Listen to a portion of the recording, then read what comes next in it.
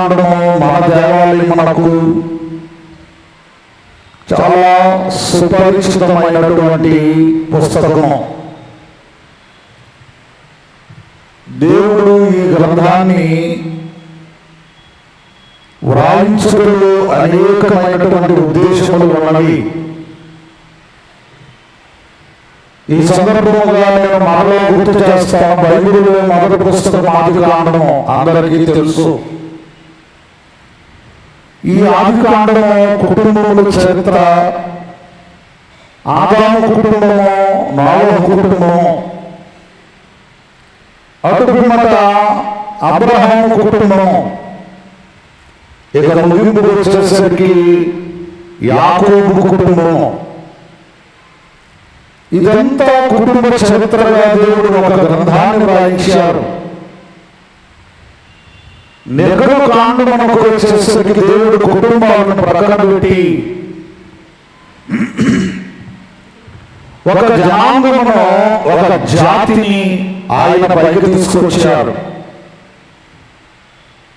ప్రియులారా, దీని యొక్క ఆరంభమును మనం చూస్తే మొదటి వచనం చదవండి.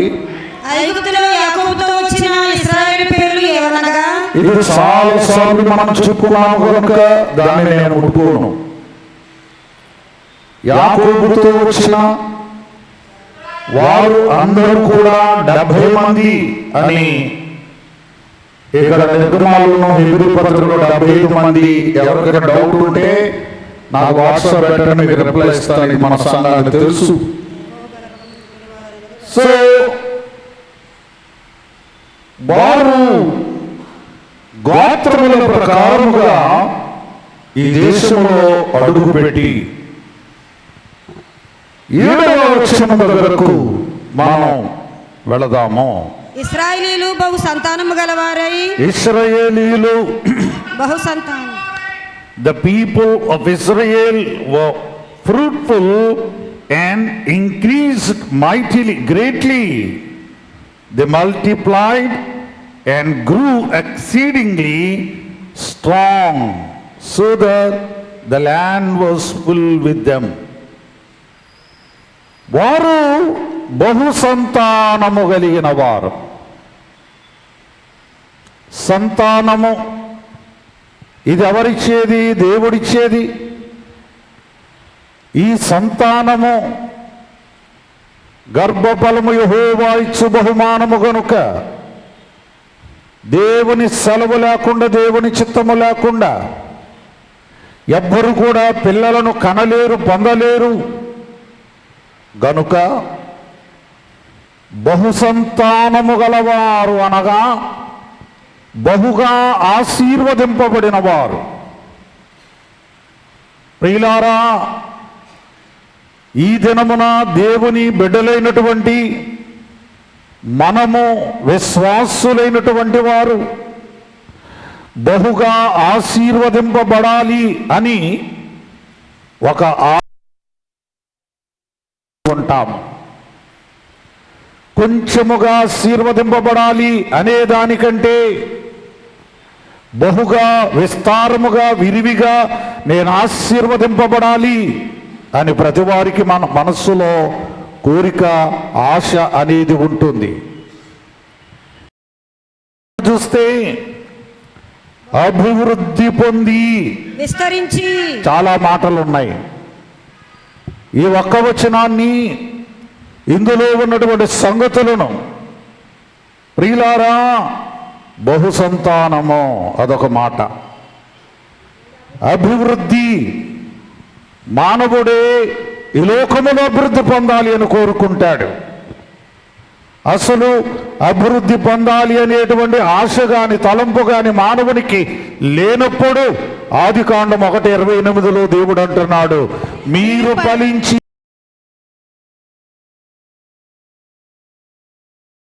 పలికిందే దేవుడు. నీవు అభివృద్ధి పొందుట దేవునికి ఇష్టం. నీవు అభివృద్ధి చెందుట దేవుని యొక్క చిత్తము. ఇది ఆయన ఆశీర్వాదము.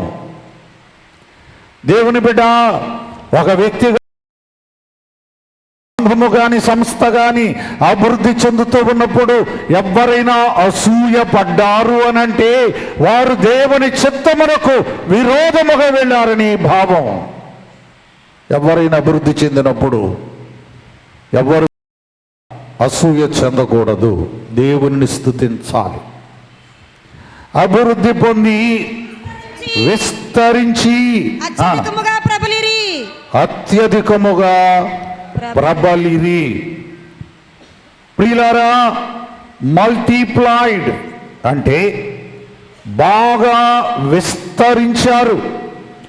ఎంతవరకు విస్తరించారు? ఈ మాట దగ్గర ఇంకొక విషయం చెప్తుంది. వారు ఉన్న ప్రదేశము వారితో నిండి ఉండెను. ఇక్కడ నేను ఇంగ్లీష్లో చెప్తాను. So that the land was filled with them. The land was filled with them అంటే ఐగుప్తు అనేటువంటి దేశము ఐగుప్తీయులతో కాకుండా ఇశ్రాయేలీలతో నిండి ఉందంట. ఎంత విడ్డూరం ఇది! వెళ్ళింది 70 మంది, అడుగు పెట్టింది 70 మంది. అప్పటికి వేలాదిగా లక్షలాదిగా ఆ దేశంలో ఐగుప్తీయులు ఉన్నారు. ప్రియులారా, మీరు ఎప్పుడు కూడా మానవ చరిత్ర అనేది తెలుసుకుంటే తప్ప మీకు బైబిల్ ఎప్పుడు అర్థం కాదు. మానవ చరిత్ర, ఎందుకంటే బైబిల్ ద్వారా చరిత్రలు బయటకు వచ్చాయి.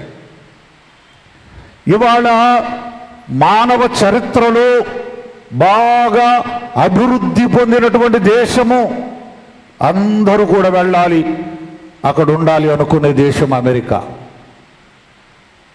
అమెరికా అనే దేశం పుట్టి 300 సంవత్సరాలు మాత్రమే అయ్యింది. మీరు విన్నది కరెక్టే. యేసు ప్రభువారు పుట్టినప్పుడు అమెరికా లేదు. అది జస్ట్ 300 సంవత్సరాలు అయింది ఆ దేశం వచ్చి. ప్రియులారా, ఎందుకు నేను ఈ మాట చెప్తున్నాను అంటే, మరి ఐగుప్తు అనేటువంటి దేశము 6000 సంవత్సరాల క్రితము ఈ దేశం ఉంది. 6000 సంవత్సరాల క్రితం. ఇంకొక విషయం ఏంటంటే, దేవుని బిడ్డ, మరి ఆ రోజుల్లో అంటే ఈ ఇశ్రాయేలు ఐగుప్తులో ఉన్నటువంటి కాలములో ఇవాళ అమెరికా అనేటువంటి దేశము ఎలాగున ప్రపంచాన్ని ఏలుతూ ఉందో, ఆళ్ల మాట ఎలాగ నెగ్గుతూ ఉందో, ఆ రోజున ఐగుప్తు దేశము అందరికంటే సూపర్ పవర్. ఇది వాస్తవం. వాళ్ళ బిల్డింగులు కానీ, నాగరికత కానీ, వారి యొక్క పిరమిడ్లు కానీ, వారి యొక్క నదులు కానీ, డ్యాములు కానీ, ప్రాజెక్టులు కానీ 6000 సంవత్సరాల క్రితం వారి దేశంలో కట్టబడ్డాయి. మనకి ఈ ధవళేశ్వరం బ్యారేజ్ గట్టిగా 150 సంవత్సరాలు అవల. 150 అంటే అంతకుముందు మనకి ఏ డ్యాము లేదు, ఏ ప్రాజెక్టు మనకు లేదు. 6000 సంవత్సరాల క్రితం. ఎందుకు ఈ మాటలు నేను చెప్తా ఉంటాను అనంటే, దేవుని బిడ్డ, అంత శక్తివంతమైన దేశములో వీళ్ళు ఉన్నారు. అంటే ఇవాళ ఇశ్రాయేలు ఎక్కడున్నారా అని ఒక మాట ఈ రోజుల్లో కంపేర్ చేసి చెప్తే అమెరికాలో ఉన్నారు వాళ్ళు. అది ఏ డెవలప్డ్ కంట్రీ.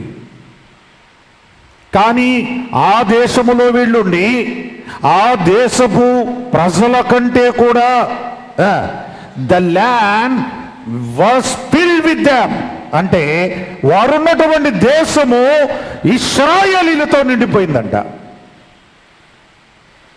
ఇదెంత బాగుందో! మరి మన దేశానికి స్వాతంత్రం వచ్చిన రోజున మీరు ఎవరికైనా తెలుసా ఇండియాలో ఎంతమంది జనం ఉన్నారు? 30 కోట్ల మంది ప్రజలు ఉన్నారు 1947లో. ఇవి చరిత్రలు అంటారు, వీటిని లెక్కలు ఉంటాయి ప్రతిదానికి. అంటే ఈ యొక్క 85 సంవత్సరాలలో 1-2 అటు ఇటు కావచ్చు, నేను కరెక్ట్గా లెక్క పెట్టలా, మన దేశ జనాభా 30 నుండి 60, 60 నుండి 90, 90 నుండి 140. అంటే ఒక 100 ఏళ్ళు కూడా పట్టకుండానే ఈ జనాభా ఎంత అయిందో చూసుకోండి. అంటే ఈ లెక్కలు ఎందుకు కావాలి? నీకు బైబిల్ని నిజంగా నేర్చుకోవాలి అనుకున్నవాడికి కావాలి. అర్థమైందా? వచ్చింది అంతమంది 70 మంది. అంటే మనము 100 ఏళ్లలో ఈ ప్రపంచంలో చైనా వాడిని అందరినీ కూడా దాటుకొని ఇప్పుడు ప్రపంచంలో జనాభా ఏ దేశంలో ఎక్కువ ఉన్నారా అంటే ఇండియాలో. అంటే మనం అంత స్పీడ్గా అభివృద్ధి చెందాం కదా, విస్తరించాం కదా. సో ఇశ్రాయేలీలు వచ్చింది 75 మందే. కానీ ఈ 75 మంది కూడా లక్షలాది మందిగా వారు విస్తరించిపోయారు. కారణం ఏమిటి అనంటే అభివృద్ధి. వారు అభివృద్ధి పొంది ఏం పొందారండి? అభివృద్ధి పొందారు. ఓకే ప్రియులారా, అభివృద్ధి అనేది దేవునికి ఇష్టమైనటువంటి మాట. అభివృద్ధి అనేది దేవుని యొక్క కోరిక. ఆదాము హవ్వలను అభివృద్ధి పొందమని ఆశీర్వదించాడు. ఇందా చెప్పాను. ఆదికాండము 9:1 మీరు చదవద్దు.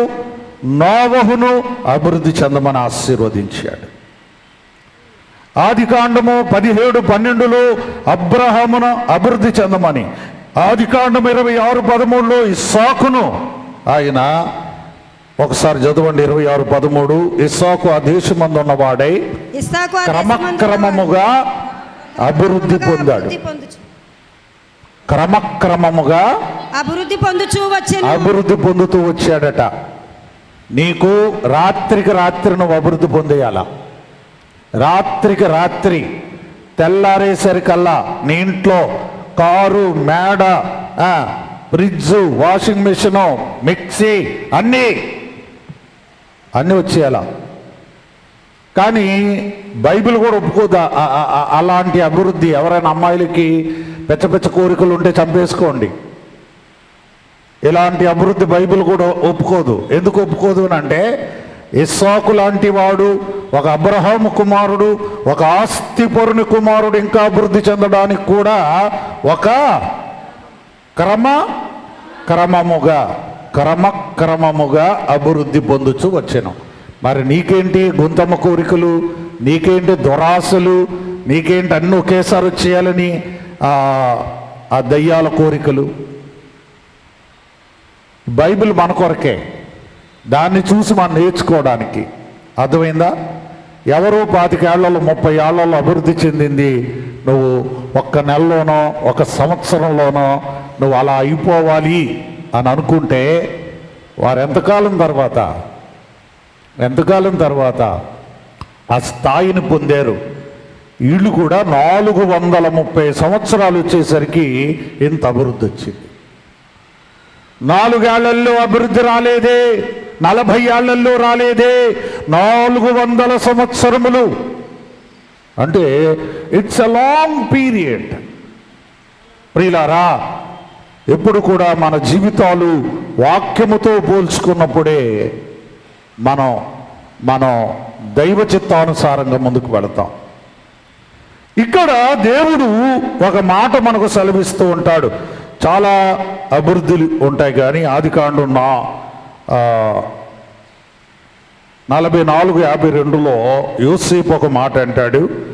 ఆ బాధ కలిగిన దేశములో దేవుడు నన్ను అభివృద్ధి పొందించాడు అని చెప్పి అతనికి ఎఫ్రాయిము అనేటువంటి పేరు పెట్టుకున్నాడు.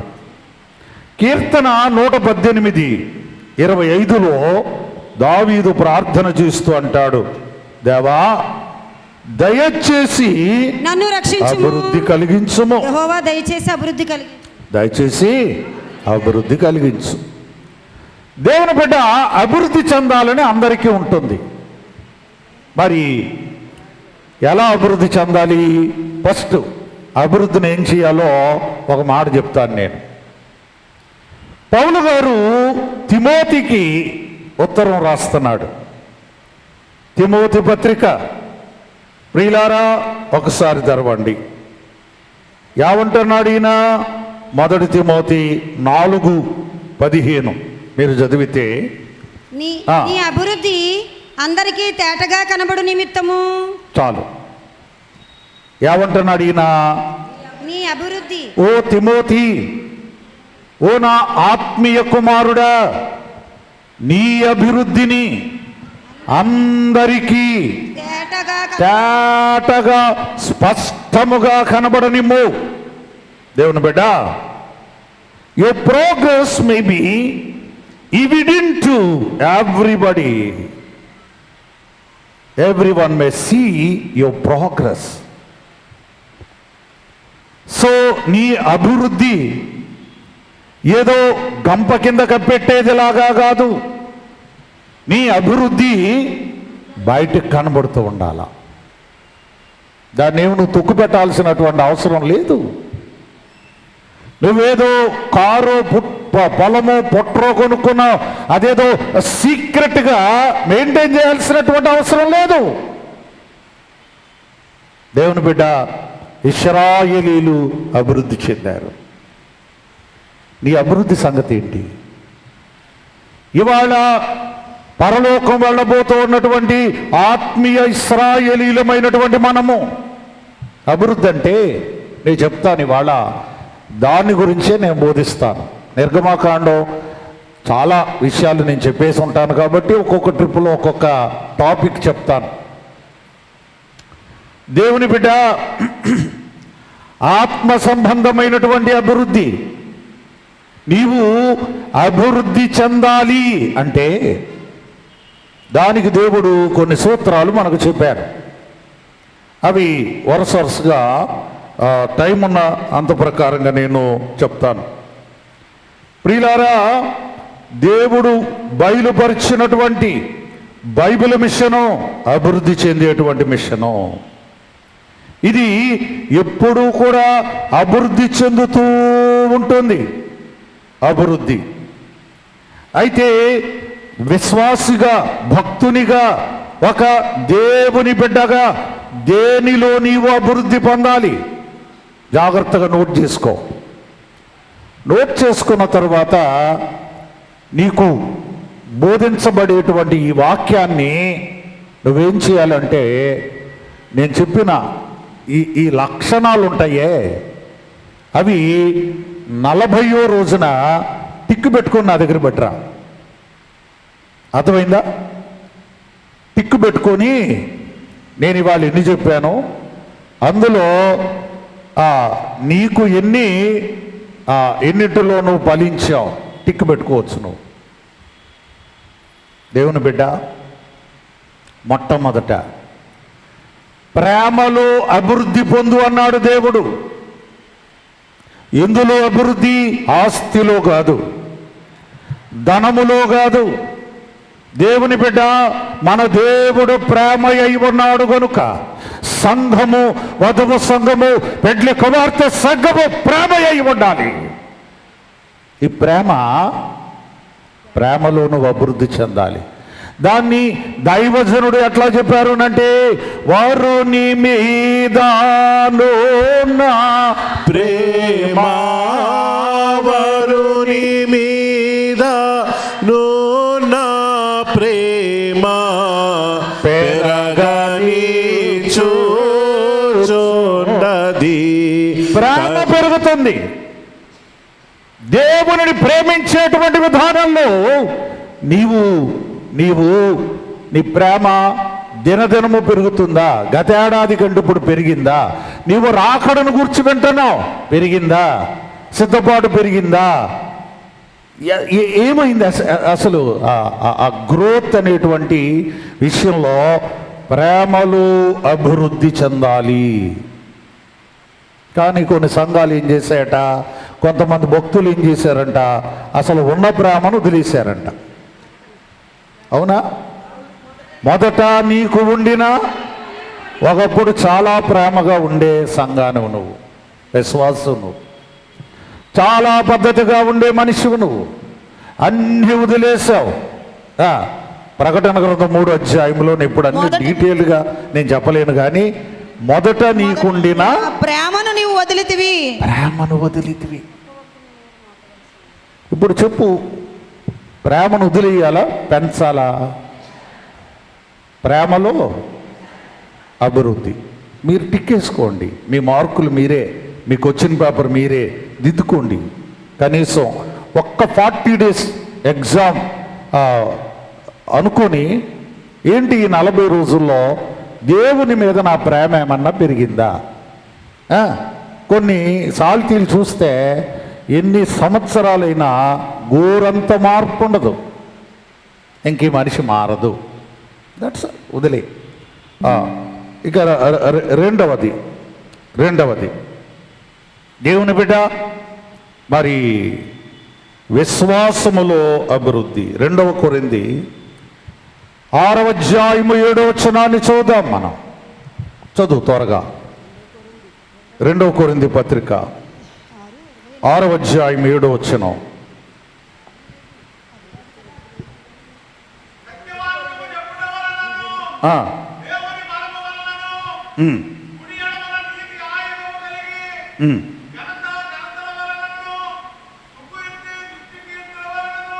దేవుని బిడ్డ, విశ్వాసము, ఇవి కొత్త మాటలేమి కాదు, మీకు గొప్ప గొప్ప మాటలేం కాదు. ఉన్నదాన్ని నేను చెప్తున్నా మీకు అర్థమయ్యేలాగా, మీకు అన్వయించేలాగా. అంటే దైవజనులు, పెద్దలు, భక్తులు మనకు నేర్పిన ఒక మాట, విశ్వాసము పెరిగే కొలది విశ్వాసనేత్రములు వీక్షించు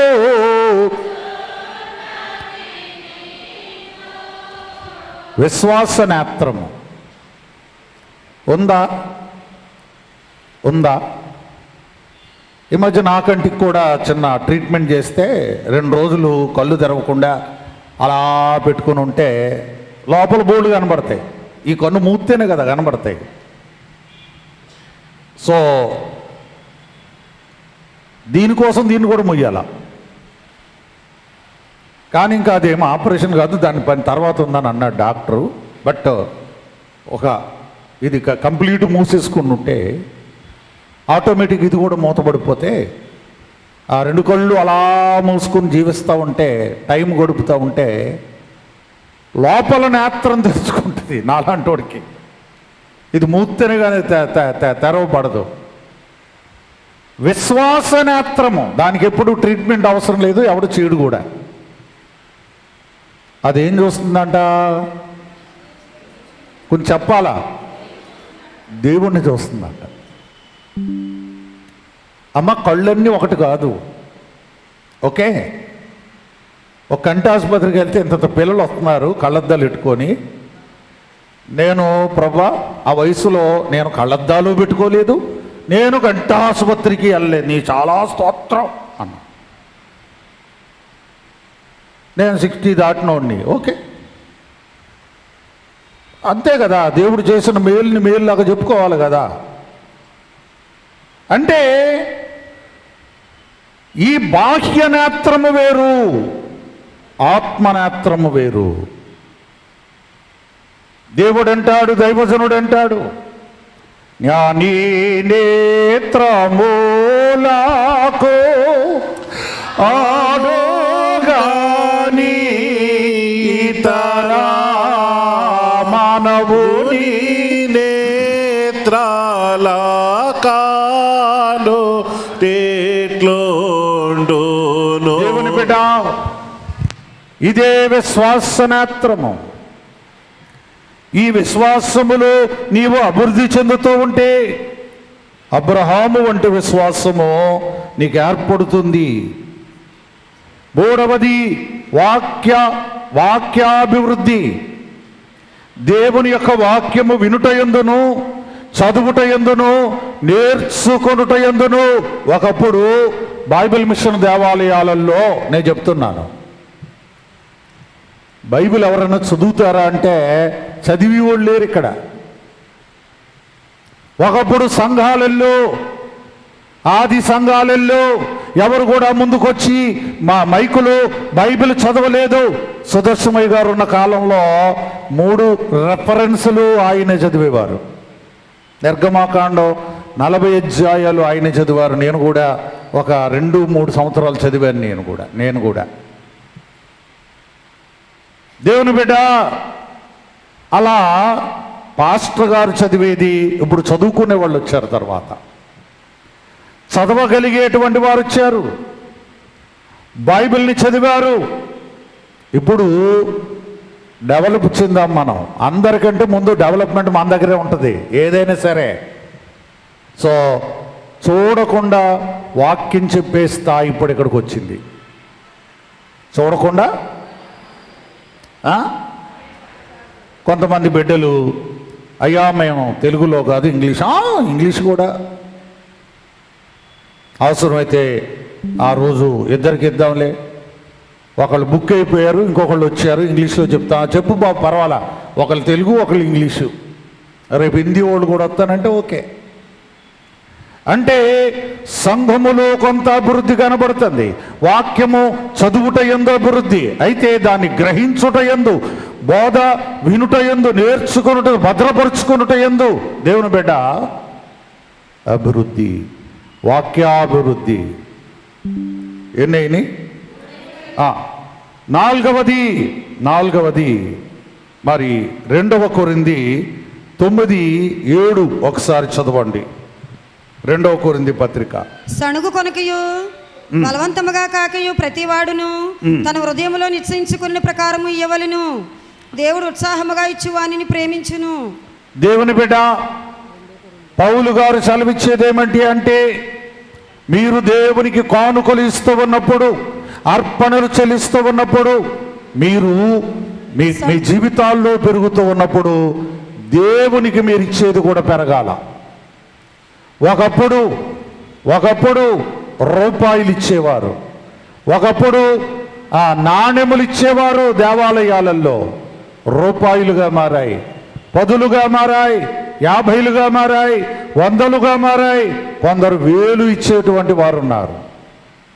ప్రియులారా, ఒక అమ్మ ప్రార్థన చేస్తుంది, అయ్యా ఒకప్పుడు మేము 10 పైసలు పావలాలు వేసేవారు, మాతో రూపాయలు వేయించావు నాయన. ఒకప్పుడు మేము 50లు 100లు వేసేవారు, మాతో 1000 వేయిస్తున్నావు నాయన. ఎంత చక్కని ప్రార్థన, అది అభివృద్ధి. సో సామెతల గ్రంథమునందు ఒక్క మాట 11వ అధ్యాయము 24వ వాక్యములో వాక్యం ఏం చెప్తుందంటే, వెదజల్లి అభివృద్ధి పొందువారు కలరు. నీవు ధనములో అభివృద్ధి చెందాలి అంటే, నీవు ఆర్థిక పరమైనటువంటి అభివృద్ధి చెందాలంటే దేవునికి ఇవ్వడంలో కూడా అభివృద్ధి ఉండాలి. నేను ఎప్పుడు ఇలాగే ఇంతే ఇచ్చుకుంటాను అన్నవారిని, మన మందిరాల్లో అయితే నువ్వు తక్కువ ఇస్తున్నావు, నువ్వు ఎక్కువ ఇవ్వాలి అబ్బాయి, నువ్వు పెంచాలి అబ్బాయి, నువ్వు ఇవ్వట్లేదు అబ్బాయి అని ఇక్కడ అడిగేవాడు ఎవడో ఉండడు. నాలాంటి పాదిరి అయితే అసలు ముట్టుకోడు. ఆ టాపిక్ చెప్పడమే నాకు సిగ్గేస్తుంది. దేవుడు వారికి చెప్పాలి, వారికి ఉన్నది వారు ఇచ్చుకుంటారు అనే భావనలో ఉంటాను నేను. కానీ నీ ఆర్థిక పరిస్థితి మెరుగుపడాలి, నీవు ఆర్థికంగా కూడా అభివృద్ధి చెందాలి అని అంటే ఓ రోజు పాస్టర్ గారు వచ్చారు ఇక్కడికి. ఆయన ఏం బోధ చెప్తాడో నాకు తెలియదు కదా. సడన్గా మీలో అప్పులు ఉన్నవాళ్ళు నిలబడండి అన్నారు. బాగా 5 లక్షలు 10 లక్షలు అప్పులు ఉన్నవాడు. వీళ్ళందరూ కూడా అనుకుంటున్నారు మా అప్పులు తీరిపోయే మార్గం ఏదని చెప్తాడేమో అని. పాపం చాలామంది నిలబడ్డారు మన సంఘంలో.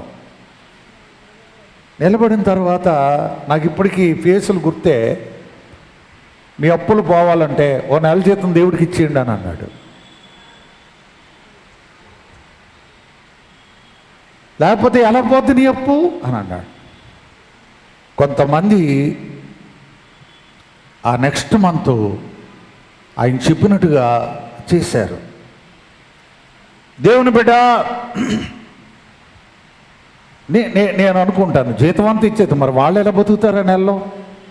ఎప్పుడు అవసరాలు అప్పుడు ఉండనే ఉంటాయి అని నేను అనుకుంటాను. మరి ఆయన ఎట్లా చెప్పగలిగాడు?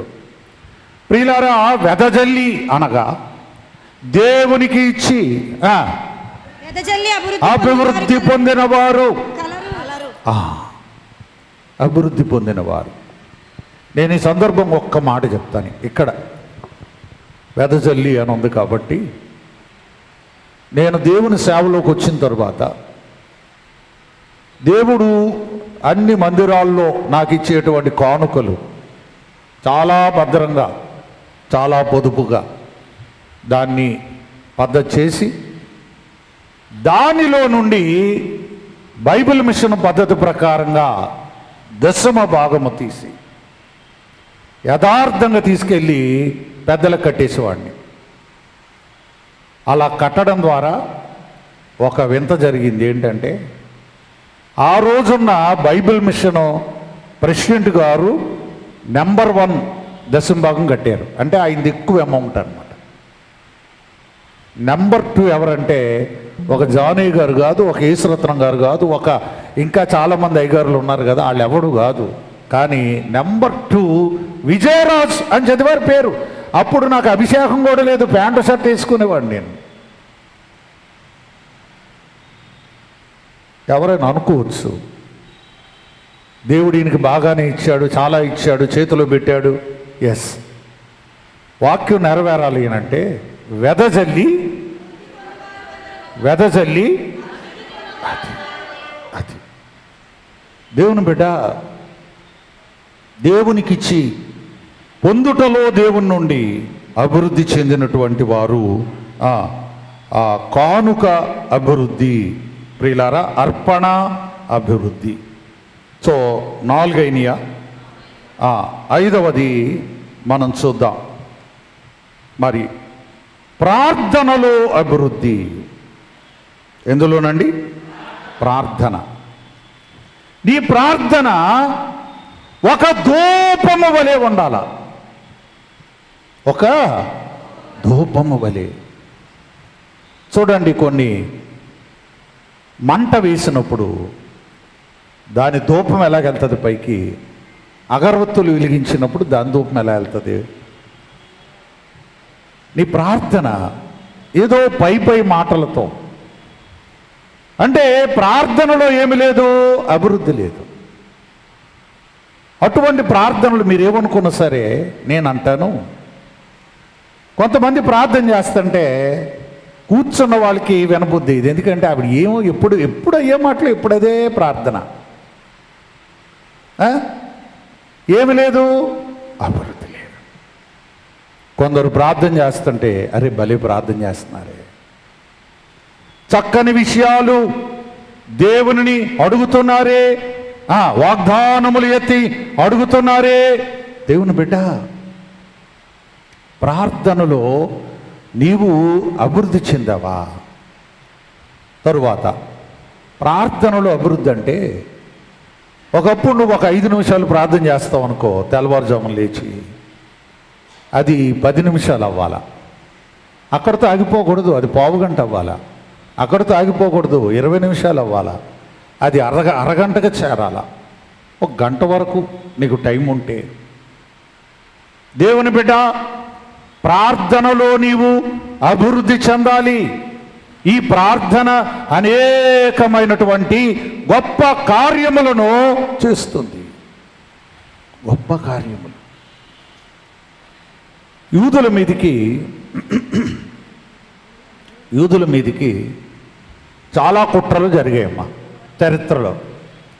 దేవుని చిత్తం అయితే ఈ ఏడాది ఒక్కొక్కటి టచ్ చేస్తాను నేను. ముఖ్యంగా ఎస్తేరు కాలములో ఎవరు చేశారు కుట్ర? ఎవరు చేశారు? హామాను చేశాడు. కానీ ఏ ఉరికొయ్య అయితే హామాను తయారు చేయించాడో, జాగ్రత్త, ఆ ఉరికొయ్య మీద ఇశ్రాయేలీలు ఎవరు కూడా ఉరి తీయబడలేదు. కానీ ఇశ్రాయేలీల కొరకు చేయించిన ఉరికొయ్య అది. ఇశ్రాయేలీలు ఉరి తీయబడలేదు, కానీ ఎవరు తీయబడ్డారు? కొంచెం గట్టిగా క్లారిటీగా ఎవరైనా ఒక్కరు చెప్పగలరా? గట్టిగా సాలిడ్గా నిలబడి ఎవరు గురి తీయబడ్డారు చెప్పాలా?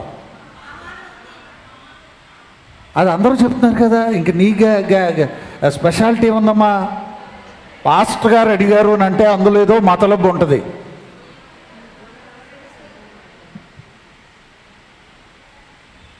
ఆమానుగాడి పెళ్ళం, ఆమానుగాడి కొడుకు, ఆమానుగాడి కూతురు, మొత్తం ఫ్యామిలీ. ఇప్పుడు మాట్లాడుకు నువ్వు. ఇంకా తప్పు చేసింది ఎవడు? తప్పు చేసింది ఎవడు? అందుకే ఫ్యామిలీలో ఒకడు తప్పు చేస్తే దాని పనిష్మెంట్ ఎంటైర్ ఫ్యామిలీకి ఉంటుంది. జాగ్రత్త. మరి వాడు అలా చేస్తున్నాడు కదండి, మనం ఏమి అనలేం కదండి. ఆడికి మరి మందు మనం గ్లాసులు సప్లై చేయాలి కదండి, ఆడికి తాగి పెంచాలి కదండి. కొంతమంది పెళ్ళాలే డైరెక్ట్గా తీసుకెళ్ళి ఐస్ వేస్తారంట గ్లాసులో. వేయండి వేయండి. శిక్ష వచ్చినప్పుడు ఆడొక్కడికే రాదమ్మా. అమ్మా, ఆమానుగడవడో కుట్ర పన్నితే ఆమానుగడు పెళ్ళం ఏం చేసింది, ఆమానుగడు కొడుకు ఏం చేశాడు, ఆమానుగడు కూతుర్లు ఏం చేశారు, మొత్తం ఫ్యామిలీని లేపేశారు అక్కడ అదే ఊరు కొయ్య మీద. దేవుని బిడ్డ, అలా జరగడానికి కారణం ఏంటి? ఎస్తేర్ అంది, నేను కోటలో ఉన్నాను, నేను 3 రోజులు ఉపవాసం ఉంటాను, మీరు మీ ఇళ్లలో ఉపవాసం ఉండండి. నేను రాజు సముఖంలో ఉన్నాను, అయినా సరే నేను ఉపవాసం ఉంటాను, మీరు అందరూ కూడా ఉపవాసం ఉన్నాడు. యూదులారా, కీడు మన మీదకి వచ్చింది, కష్టం మన మీదకి వచ్చింది. ఆ ఉపవాసం ఏం చేసిందో తెలుసా? వీళ్ళు ఎక్కవలసిన ఉరికొయ్య హామాన్ని ఎక్కించింది. చూసావా? అంటే ఈ పవర్ దేందండి? ఉపవాస ప్రార్థన. ఉపవాసము లేకుండా ప్రార్థన చేస్తే దేవుడు వినడా? ఎందుకు వినడు? కానీ కొన్ని పనులు జరగాలంటే ఉపవాసములు కావాలి. ఎంతమంది మీలో ఇవాళ ఉపవాసాలు ఉన్నారు? మీరు డౌట్గా ఎత్తుతుంటే నాకు భయం వేస్తుంది. ఎత్తకపోతే బాగోదు, ఆయన చూశాడా ఏంటి అనుకుని అయితే ఎత్తకండి. దేవుని బిడ్డ, ఉపవాసము వలన ఉపయోగము కలుగును, ఉపకారము కలుగును, ప్రయోజనము కలుగును. సరే, మన టైం అయింది. ఎన్ని అభివృద్ధులు చెప్పుకున్నాం మనం? ప్రార్థనాభివృద్ధి, ప్రార్థనలో అభివృద్ధి. ప్రియులారా, ఎన్ని 5, మీకు ఇంకో 2 కావాలి అంటే 7తో ముగించేస్తాను. ధ్యానాభివృద్ధి చాలా ఉన్నాయి చెప్పాలంటే. ధ్యానాభివృద్ధి, గానాభివృద్ధి అని చాలా ఉంటాయి. దేవునిని ధ్యానించుటలో నీవు అభివృద్ధి చెందాలి. ధ్యానములోనికి వెళ్ళగానే దేవుని బిడ్డ, మొదటి దినము దేవుడి వాళ్ళ పొదను చూపించారు. ఈ పొద దగ్గర మోషే వేడెక్కిపోయాడట. ఇది దైవికమైనటువంటి వేడి. ఇప్పుడు నేను ఇంటికి వెళ్ళి ఆ ధ్యానం గుర్తు తెచ్చుకొని ఎక్కడ నోట్ చేసుకోవాలా? అది నా వరకు అయితే నా మాటలు కాదు అవి, నాకు తెలీదు అది. అవి ఏదో రోజు ఇంకో చోట ప్రసంగం అవుతాయి. మోషేలో ఉన్నటువంటి మలినాలు, పాపాలు, మస్టో అంతా కూడా రాలిపోయిన తరువాత పవిత్రుడైపోయాడు, మెరిసిపోతున్నాడు మోషే. అప్పుడు ఒక చరణం ఇస్తాను, పరిశుద్ధుని చేసి అంటే పరిశుద్ధుణ్ణి చేయకుండా వరం ఇవ్వడు దేవుడు. అప్పుడు ఇచ్చాడు వరాలు. 3వ అధ్యాయంలో పరిశుద్ధుడైపోయాడు, 4వ అధ్యాయంలో వరాలు వచ్చేసాయి. ఏకంగా 3-4 వరాలు పట్టుకుని వెళ్ళిపోయాడు ఆయన. సో దేవుని బిడ్డ వరములు అడిగేటప్పుడు ఇది కూడా నీవు దృష్టిలో పెట్టుకుని దేవుణ్ణి అడగాలి. ధ్యానాభివృద్ధి, ఇక ముగిస్తున్నాను. సంఘాభివృద్ధి, సంఘము అభివృద్ధి చెందాలి. దేవుని బిడ్డ కొన్ని సంఘాలు నిత్యము అభివృద్ధి చెందుతూ ఉంటాయి, ఎంతో అభివృద్ధి చెందుతూ ఉంటాయి. ధనములోనో సౌఖ్యములోనో వాటిల్లో వీటిల్లో కాదు, ఒక పక్క ఆ రకంగా అభివృద్ధి చెందుతూనే సంఘమాత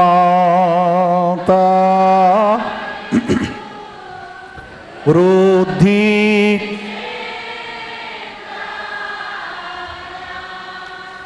తండ్రి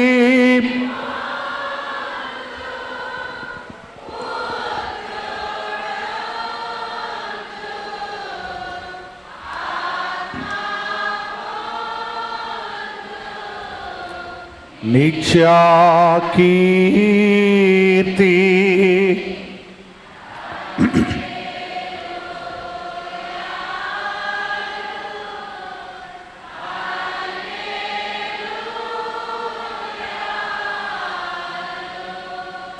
సంఘమాత అభివృద్ధి చెందినప్పుడు దేవుని బిడ్డ తండ్రికి కీర్తి, కుమారుని కీర్తి, పరిశుద్ధాత్మునికి కీర్తి.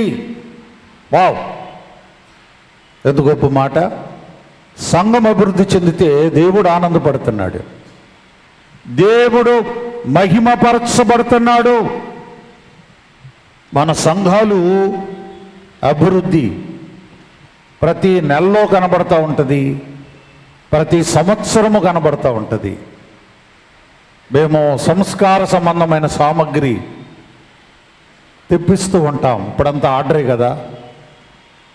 అప్పుడు ఒక్కోసారి ఇన్ని బాక్సులు మనకి వాడి దగ్గర స్టాక్ తక్కువ ఉందండి అన్నప్పుడు మాకు గుండెల్లో రాయి పడిపోద్ది అనమాట. సో డెవలప్మెంట్ అంటే నన్ను చెప్పమంటే షాల్లో ఆరాధన మొదలుపెట్టాను. 7 సంవత్సరాలు అయింది. ఈ ఆరాధన మొదలుపెట్టిన తర్వాత మనలో కొంతమంది, ఒక 300 మంది అటు మళ్ళారు. ఆ 300 కూడా ఇక్కడ జాయిన్ అయితే, ఇక్కడ ఉండిపోతే ఇది ఇంకా క్లమ్జీ అయిపోద్ది. కానీ ఇవాళ అప్పుడప్పుడు మన వాళ్ళు ఎవరో ఒకళ్ళు వస్తూనే ఉంటారు. శాల ఆరాధనకో, శాలలో సంస్కారం రోజున కానీ వచ్చారనుకోండి, ఏంటిది ఆదివారం ఆరాధన జరుగుతుందా లేకపోతే శుక్రవారం కార్యక్రమం జరుగుతుందా? సో ఏం అర్థం కాదు. ఆ రోజు మా పరిస్థితి ఉంటుంది. అన్ని 100 మందికి ఇదిగో రేపటి నుండి ఇంకొక పాస్టర్ గారిని పెంచుతున్నాను. 2 సరిపోక 3వ వారిని కూడా 3 ఇచ్చారంటే 6 ఇచ్చినట్టే. ప్రియులారా, అప్పుడు నాకు అనిపించింది ఏంటంటే, అది బైబిల్ మిషన్ బయలుపడినటువంటి ప్రాంతం. అక్కడ ఆరాధన జరగడం దేవునికి ఎంత ఆనందం. అందుకే ఆయన ఆ ఆరాధనను దినదినమూ అభివృద్ధి చేస్తూ ఉంటారు. ఒక యూత్ మీటింగో ఏదో పెట్టి పిల్లల్ని రమ్మంటే సాల్లో యూత్ వారు ఎక్కువ వచ్చారు, కెథడ్రల్ యూత్ కంటే కూడా. మీరు ఊహించండి, ఎక్కడ యూత్ వాళ్ళు ఎక్కువ ఉన్నారు, ఎక్కడ గర్ల్స్ ఎక్కువ ఉన్నారు, ఎక్కడ చిన్నపిల్లలు ఎక్కువ ఉన్నారు. So I was shocked. సాల్లో ఎంతమందా అనడం జరిగింది. దేవుని బిడ్డ అంటే సండే వాళ్ళు, ఫ్రైడే వాళ్ళు కాదు నేను చెప్పేది. సంఘము అభివృద్ధి చెందాలి. సంఘము అలాగే ఉండిపోకూడదు. అంటే ఏ సేవకుడైతే సంఘాన్ని డెవలప్ చేయడో ఆ సేవకుడిని బట్టి దేవుడు సంతోషపడ్డాడు, దేవుడు మహిమ పొందడు, దేవుడు కీర్తి పొందడు. ప్రియులారా, ఇశ్రాయేలీలు బహు సంతానము గలవారై వారు అభివృద్ధి చెంది విస్తరించి వారున్న ప్రదేశమంతా కూడా వారితో నింపేశారు. అంత అభివృద్ధి చెందే వరకు దేవుడు ఇశ్రాయేలీయులను కానాను దేశం తీసుకెళ్ళా. ఇప్పుడు కంక్లూజన్ నేనేం చెప్తున్నా అంటే, దేవుని రెండవ రాకడ ముందు క్రైస్తవ సంఘము అన్ని విషయముల్లో అభివృద్ధి చెందుతుంది. ఇది అభివృద్ధి చెందే టైం ఇది. ఇప్పుడు కూడా అంటే నువ్వు భౌతికంగా కూడా అభివృద్ధి చెందావు. నీవు ఆర్థికంగా నేను ప్రతిరోజు సంఘం కొరకు ప్రార్థన చేసినప్పుడు, దేవా మా యొక్క సంఘాన్ని ఆత్మీయముగా అభివృద్ధి చేయి, ఆర్థికముగా కూడా అభివృద్ధి చేయి. ఈ రెండు మాటలు వాడతాను నేను. అది కూడా ఉండాలి. ఒక పేద విశ్వాసిగా, భూలోకంలో ఏమీ లేని విశ్వాసిగా అందరినీ దేవుడు తీసుకెళ్ళు. నువ్వు అడిగినవి నీకు ఇచ్చి దేవుడు తీసుకెళ్తాడు. అంటే ఇశ్రాయేలు ఆయన అన్ని విషయాల్లో అభివృద్ధి చెందించి అప్పుడు తీసుకెళ్ళాడు. అలాగే కడవరి కాలంలో ఉన్నాము, కడవరి దినాలలో ఉన్నాము, రాకడ సమయములో ఉన్నాము. దేవుని బిడ్డ, ఇది అభివృద్ధి చెందేటువంటి కాలం. అయ్యగారు అన్నారు, జ్ఞానమునకు వృద్ధి తెలుసునా. జ్ఞాన విషయంలో కూడా అభివృద్ధి చెందుతాం. ప్రియులారా, రాబోయే ఈ 40 దినాలు కూడా దేవుని రాకడను స్మరించుకుంటూ, మీరు ఒకళ్ళు చేసిన ప్రార్థన ఇంకోళ్ళు చేయకండి. ఇప్పుడు ఒకళ్ళు సాంబార్ వేస్తే వెనకాలుడు పెరుగు ఇంకోటో వేసుకుంటాడు. ఏంటి అందరూ సాంబారే, అందరూ అన్నమే, కూర ఎవడేస్తాడు. ప్రార్థనలు చేసేవాళ్ళు ఎదిగారు, మీరు చిన్నపిల్లలు కాదు. కనుక నేను అనుకుంటూ ఉంటాను, ఈ ప్రార్థనలు చేస్తున్నప్పుడు, దేవా మమ్మల్ని అందరినీ కూడా నీ మేఘానికి సిద్ధం చేయి, మేఘం ఎక్కించు ప్రభా, మేఘం మీద కూర్చోబెట్టు. ఆ మాటలు వస్తాయి మనం చూస్తాను. అదే ఎప్పుడు చూసినా ప్రసంగం, మా యాసుకులు, మా బోధ, మా వాక్యం నువ్వు చేసినా చెప్తారు, చేయపని చెప్తారులే. మేఘం తలంపే లేదు కదా, ఆలోచనే లేదు కదా. దేవుని బిడ్డ, ఎప్పుడు మేఘం ఎక్కుతామా అనేటువంటి ఆలోచనతో ఉండాలి. దేవునికి మహిమ.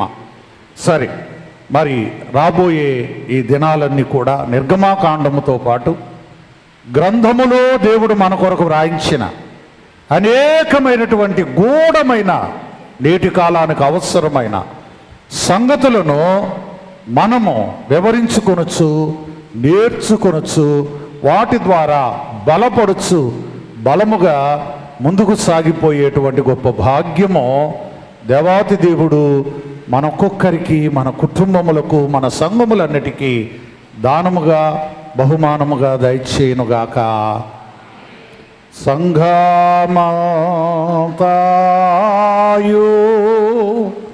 వృద్ధి